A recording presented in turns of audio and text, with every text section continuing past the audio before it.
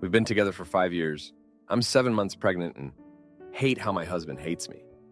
When I got pregnant, I was so excited. Obviously, the first thing about bringing our baby into this world, but also growing closer to my partner and bonding over pregnancy. My husband lost his best friend to an accident when I was just a few weeks pregnant, and he is still grieving as they were neighbors. He was his best man and always hung out on weekends. His wife moved back to her hometown, and my husband has turned a blind eye to his own wife. I was so looking forward to my partner rubbing my belly, massaging my foot, making my favorite food, taking me to places like husbands do for their pregnant wives. I know that this makes me sound horrible, and I try not to ask too much of my husband, but that doesn't stop the longing for these things. I tried expressing my cravings to him, but he always manages to ignore it and told me this feeling will pass. It unalives me inside, and my soul dries up when my friends tell me how their husbands drove around for 40 minutes just to get a slice of pastry that they were craving at that moment, or how their husbands gave them grace whenever they were feeling particularly snippy. Whenever I have a hormonal breakdown, my husband tells me to get my act together. It makes me feel like a burden. Initially, I did communicate my expectations to him in this pregnancy. This happened right before the pregnancy, and during the first weeks when he showed me he cared. After he lost his friend, I didn't expect him to bounce back immediately. However, I did start communicating that he get me my favorite takeout while coming home from the office. But he ignored this entirely. I even tried to have a heart-to-heart with him about how I feel neglected and wanted more from him. But he was not very happy or receptive about it. I feel he is not being a good listener. It feels like I am talking to a brick wall, so the communication and advice is really not helping me. He is in grief therapy, but it's not very consistent. Regarding how I support my husband, because I can anticipate a lot of fingers pointing at me for that too. I was present and am still present in any way he wants me to. I got him into grief counseling. I do extend my support, but that's really not relevant, and I'd stay away from inviting any judgment that questions that. It absolutely breaks my heart when he cries at night, but he will push me away when I try to hug him. But I try not to take this personally, but as a pregnant wife, I feel a lot of things myself too. My body is constantly changing and I get aches on my back, and I would have loved for my husband to give me a warm bath, or even just call me beautiful and pretty, because I am feeling unattractive and I am sacrificing my body to give him a child. He doesn't show up for appointments or want anything to do with a baby shower I wanted to plan, but didn't end up doing because of him. I'll always remember the day I ran up to him barefoot as I got a package in the mail that it was supposed to reveal the gender of our child. This baby is a girl. And I was so excited, but he dashed my spirit saying, "Why is it such a big deal? There are only 2 genders babies can be, and to stop being so over the top." I cried silently in the bathroom that night. I get my own food to satisfy my cravings now. I have paid for grocery delivery services because driving sucks. However, my food always goes missing because my husband has been eating it out of his own emotional pain. It makes me feel so freaking angry. But I can't say anything to him because when I did the past few times requesting he not eat my food, he says, "Stop turning food into a war." And then I feel self-loathing again. I feel like I can't do anything about this. My feet feel swollen and I've been wanting foot rubs so bad, and I know my husband won't entertain me at all. He doesn't even look at me, and it almost feels like he resents me. I am just grieving that I'll never have a memorable pregnancy, and these 9 months won't be the time I'll look back on fondly. My husband makes me feel like I'm some sort of a needy monster. I hate myself. Mama's here. Do you think this is an acceptable thing? How do I get my husband to care about me? Now, for a few comments before the update. Comment 1. I'm going to try to be as easy as I possibly can about this, because your hormones are wonky and I don't want you to get too emotional. Your requests are valid. You are doing a good job as a partner and as a mother. You have needs, and unfortunately, your husband is not meeting them. He's not even trying. There's an old saying, when they show you who they are, believe them. He has shown you what kind of father he will be. If he cannot give you the bare minimum support as you carry his child, He won't willingly support you or your child postpartum. I'm not a huge fan of ultimatums, but your post has made it clear that you have done everything short of leaving to get him to make an effort. It's ultimatum time. Either he goes to individual therapy and starts to make a genuine effort, or he will not be a part of your daughter's life. He will not be in the delivery room. You two will go somewhere else upon discharge from the hospital, and you will serve him divorce papers as your push present. It's time to stand up for yourself and your daughter. Comment 2. I don't know if you can get him to listen. It seems like he doesn't care. I would recommend planning an exit strategy. The father of my children acted similarly. When we went for the first ultrasound at 20 weeks, I was so excited for us to find out the gender together. He made me drive while he slept. It was an area I wasn't familiar with, and I got lost. I had to wake him to help me find the place. When I finally found the place, he refused to go in with me. He chose to sit in the waiting room, and I went back for the ultrasound, feeling defeated and deflated. The ultrasound showed that I was having twins. I walked out to the waiting room, so excited to tell him, and all he said was, "What?" It never got better. I stayed with my parents for the first 2 weeks after my sons were born, which made him angry. I was hopeful he would be helpful once we came home, but of course he wasn't. When my sons were 3 months old, I left him. Unfortunately, he was never the person I wished he would be. I'm sorry that you're going through this.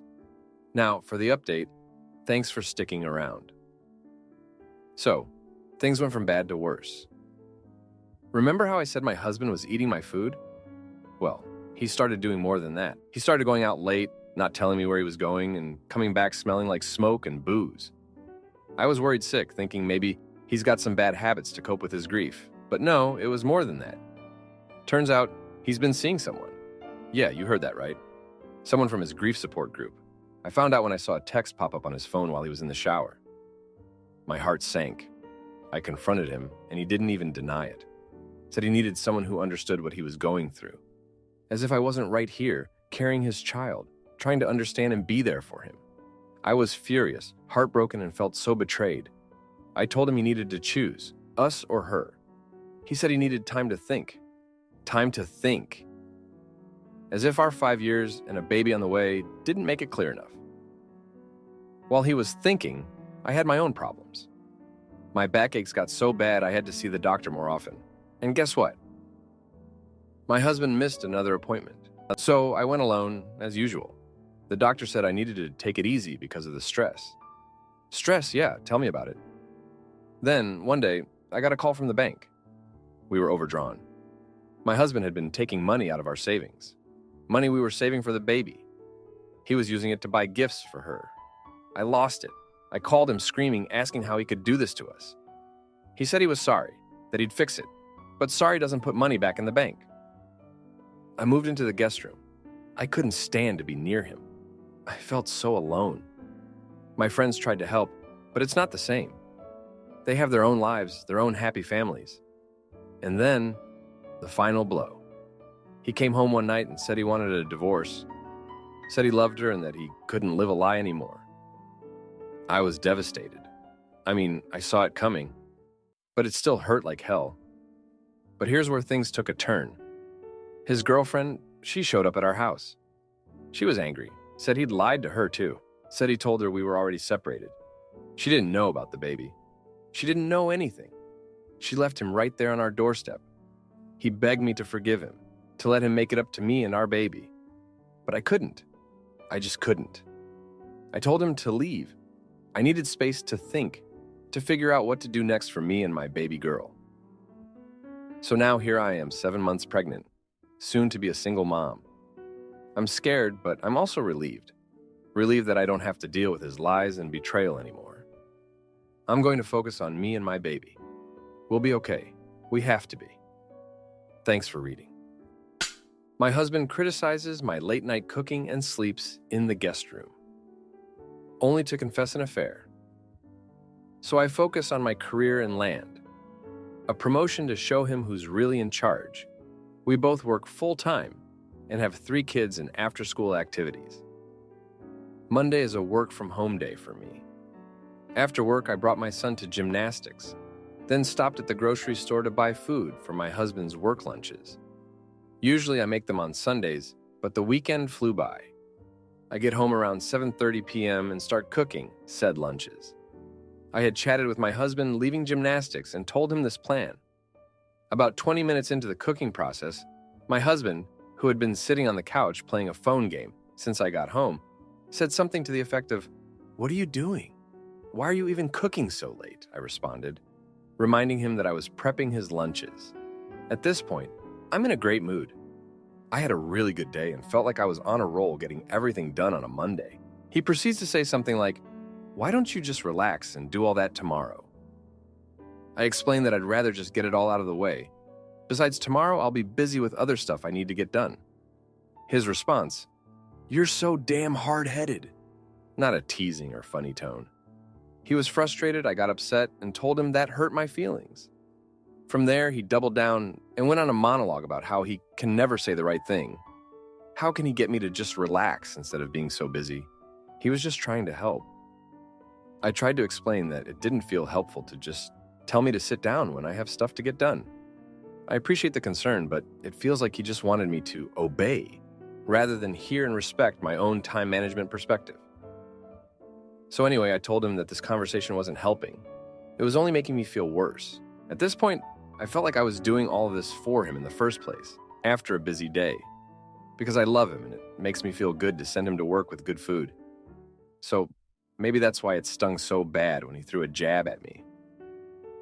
So he walks away.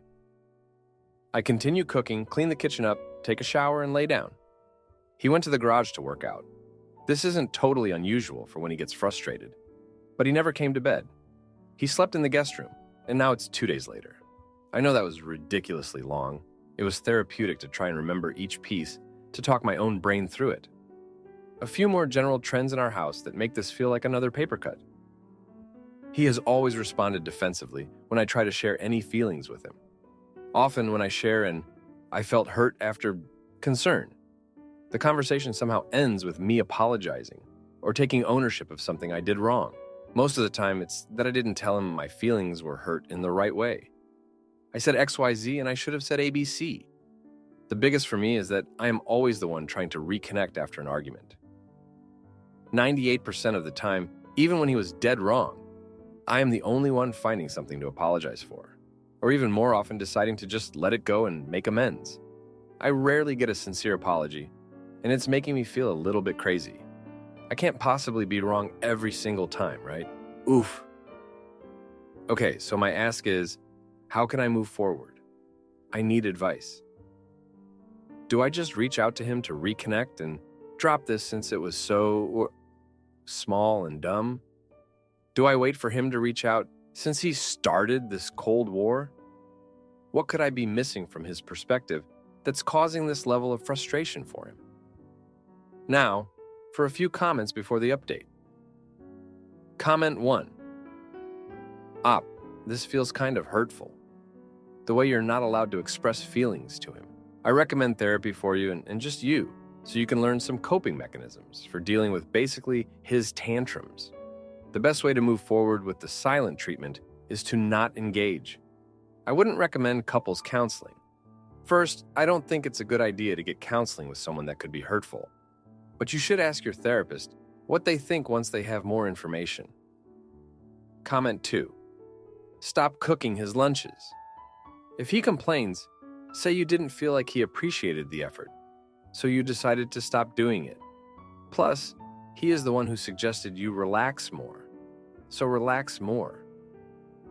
Meanwhile, leave him alone and just do your own thing for yourself and your kid.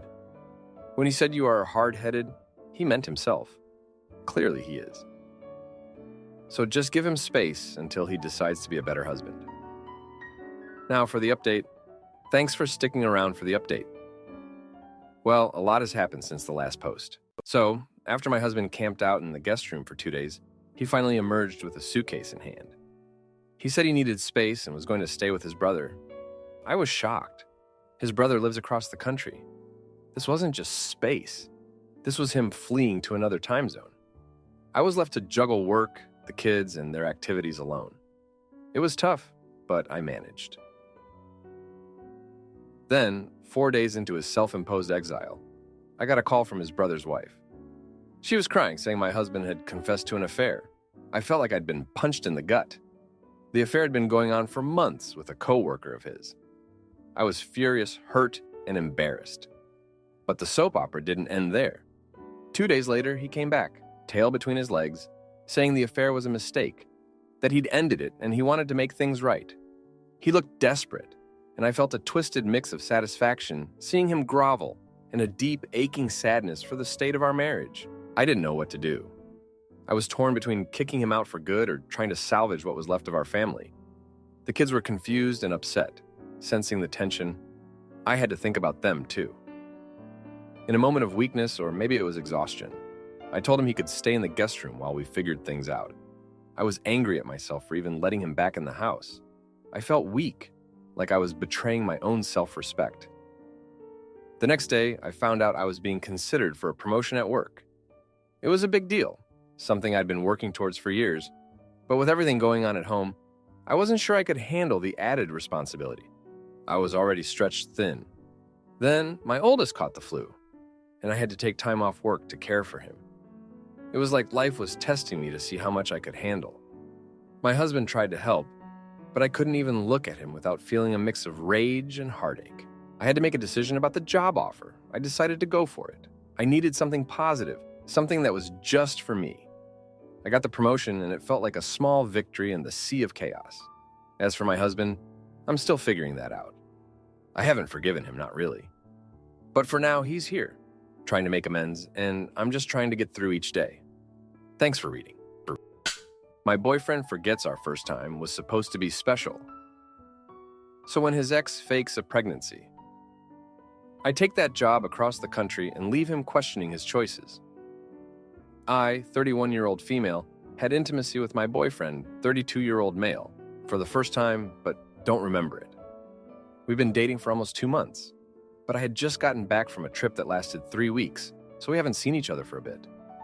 We had a date night last night and went out for dinner. I had several drinks and was a bit more than tipsy. He also had some drinks. When we made it back to the hotel we were staying at, currently on a trip out of town together, we made out and fooled around a bit. I know we pushed things a little further this time, with going down on each other for the first time, and then I remember helping him finish while cuddled next to him. Then this morning, he tells me that we had penis and vagina intimacy last night. He said this happened before I helped him finish, but I don't remember this at all. I know I've blacked out before, but I feel really confused why I don't remember that part, but remember what happened after, cuddling and before the other fooling around. I'm struggling with some mixed and unidentified emotions. I wanted our first time to be romantic and memorable, not while I was drunk and in a random hotel. I also thought about it from this perspective. I'm not sure I would have been ready to go all the way if I was sober, so I'm not sure I was ready for it after all. I think I just need some help processing this, and maybe some recommendations of how I should approach this topic. Thank you, Edit. There's been so many responses. I appreciate it. I will get through reading them tomorrow. I've disabled replies for now so I can read through these. Thank you all for your advice, support, and words of wisdom. Update. So we did have a conversation about this last night. I focused it mainly on how I felt confused about the situation. He helped me walk through the timeline and sequence of events, and we realized that there was some confusion, misremembering on his end about what actually happened versus what he thought happened. Many of you had alluded to him possibly misremembering. Essentially, we were on the same page about where my boundaries were, and he was shocked in the moment at what he thought was happening. But thinking back on it, both of us were confident enough in what we had discussed about how I wanted our first time we did that to be in a more sober state of mind, that he wouldn't have pushed it when I was drunk like that. Additionally, when we were going through the night's events, I realized I had more drinks than I thought remembered. And even though this post is not mainly focused on my alcohol consumption, I have decided to set a concrete limit on the number of drinks per time. Like I've said before, I don't feel the need to drink constantly, or even at all. I can say with confidence that I'm able to go out for a night without alcohol. But when I do drink, it's because I'm already having fun and enjoying the company I'm with, which makes it easy for me to go with the flow. But regardless of why, how, I'm still going to work on moderation. I appreciate all of the supportive comments and advice from you all. Hopefully you see my update and know how much it means to me that there's support like this in the community. Now for a few comments before the update. Comment 1. Separating the alcohol and consent issues. I think it's perfectly normal and okay for the first time with a new partner to be less than perfect. You're learning each other's bodies, likes, dislikes, and it's highly unlikely you'll have a 10-10 experience right from the start. I also think focusing on PIV, penis and vagina, as the end goal is a bit misleading. The quote that stuck with me for years is that what straight couples call foreplay looks a lot like what homosexuals call intimacy, and it sounds like that part was quite pleasurable based on your description. Comment 2. Since you don't even remember it, you can create a new first time. It's highly doubtful your boyfriend had something nefarious to do with it. I would refrain from alcohol altogether, especially when not in his presence. Hopefully your boyfriend can create something really romantic based on your likes. Good luck to both of you. Now for the update. Thank you for sticking around to hear more. So, after we cleared up the confusion about that night, things took a busy turn. My boyfriend's ex showed up out of nowhere. She claimed she was pregnant with his child. You can imagine the shock. I didn't even know he had an ex lurking around, let alone one that was pregnant. He swore he hadn't seen her since before we started dating, but the timing was too close for comfort. We argued a lot. He kept saying he wanted to be with me, but he also felt responsible for the baby. I felt betrayed, even though technically he hadn't cheated. It was a mess. His family got involved and they were pushing him to be with her for the sake of the child. My family, on the other hand, they never liked him much to begin with, so they were all, "I told you so." Then, the ex had a miscarriage. It was sad, really sad. Even though I was angry and confused, I wouldn't wish that on anyone. Suddenly, everyone's plans were upended. My boyfriend was devastated, and I was there for him, but it was hard. His ex blamed him, said the stress he caused made her lose the baby. His family blamed me, saying our relationship was a distraction. My family just wanted me to leave him. Amidst all this, I found out I was being considered for a job in another city. It was a great opportunity, a chance to start fresh. Everyone said I should take it, leave all the drama behind.